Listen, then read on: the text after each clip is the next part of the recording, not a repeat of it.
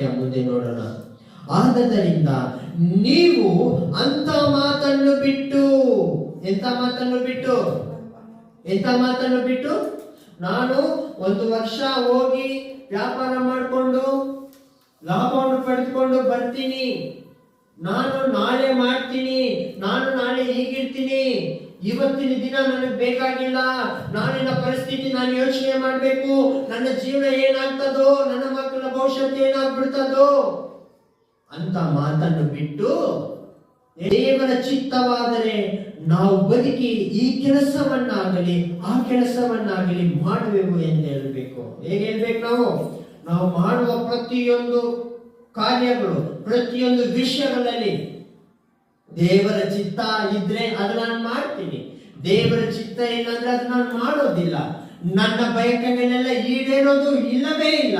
ದೇವರ ಬಯಕೆಗಳು, ದೇವರ ವಾಕ್ಯವು, ದೇವರ ಪ್ರಾರ್ಥನೆ, ದೇವರ ವಿಜ್ಞಾಪನೆ ಈಡೇರುತ್ತದೆ. ಹಲ್ಲೆಲೂಯ. ಕಾರಣ ನಾವೆಲ್ಲರೂ ಪಾಪಿಗಳು. ಯಾಕೆ ನಾವು ಅಂದುಕೊಂಡ ಹಾಗೆ ನಡಿಬೇಕು? ಪಾಪಿಗಳಲ್ಲಿ ಪಾಪನೇ ಇರ್ತದೆ, ಪಾಪಿಗಳಲ್ಲಿ ಕೆಟ್ಟದೇ ಇರ್ತದೆ. ಕೆಟ್ಟದರಿಂದ ಕೆಟ್ಟದ್ದೇ ಆಗ್ತದೆ ಹೊರತು ಕೆಟ್ಟದರಿಂದ ಒಳ್ಳೇದಾಗ್ತದ?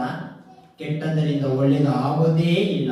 ಆದ್ದರಿಂದ ನಾವು ಕೆಟ್ಟವರಂತ ಮೊದಲು ತಿಳ್ಕೊಳ್ಬೇಕು. ನಮ್ಮನ್ನು ಒಳ್ಳೆಯವರಾಗಿ ಮಾಡೋದಕ್ಕೆ ದೇವರಿಂದ ಮಾತ್ರ ಸಾಧ್ಯ ಅಂತಾನು ತಿಳ್ಕೊಳ್ಬೇಕು. ಒಳ್ಳೆಯವರಾಗಿ ಮಾಡೋದಕ್ಕೆ ದೇವರಿಂದ ಮಾತ್ರ ಸಾಧ್ಯ. ದೇವರ ಚಿತ್ತದಂತೆ ನಡೆದ್ರೆ ಮಾತ್ರನೇ ಕೆಟ್ಟದ್ದು ಆಗುದಿರ ಒಳ್ಳೆಯದು ಆಗುವುದಕ್ಕೆ ಸಾಧ್ಯ. ದೇವರಿಂದ ಮಾತ್ರನೇ ಸಾಧ್ಯ, ದೇವರ ಪ್ರೀತಿಯಲ್ಲೇ ಸಾಧ್ಯ ಅಂತ ನಾವು ಯಾವಾಗ ತಿಳ್ಕೊಬಿಡ್ತೀವೋ ನಮ್ಮ ಜೀವನವನ್ನು ನಾವು ತಿಳ್ಕೊಂಡ ಹಾಗೆ. ಅರ್ಥ ಆಗ್ತಾ ಇದೆಯಾ? ನಮ್ಮ ಜೀವನ ಸಕ್ಸಸ್ ಆದ ಹಾಗೆ, ನಮ್ಮ ಜೀವನವನ್ನು ನಾವು ಕಂಡುಕೊಂಡ ಹಾಗೆ. ದೇವರನ್ನು ತಿಳಿಯದೆ ನಮ್ಮ ಜೀವನವನ್ನು ಕಂಡುಕೊಳ್ಳೋದಕ್ಕೆ ಆಗೋದಿಲ್ಲ.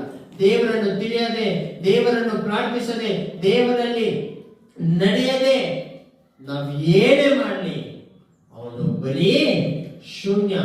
ದೇವರನ್ನು ಬಿಟ್ಟು ಲೋಕದಲ್ಲಿ ಏನೇ ಮಾಡಲಿ ಪ್ರಸಂಗಿ ಹೇಳುವ ಪ್ರಕಾರ ವ್ಯರ್ಥವೇ ವ್ಯರ್ಥ, ಸಮಸ್ತವೂ ವ್ಯರ್ಥ.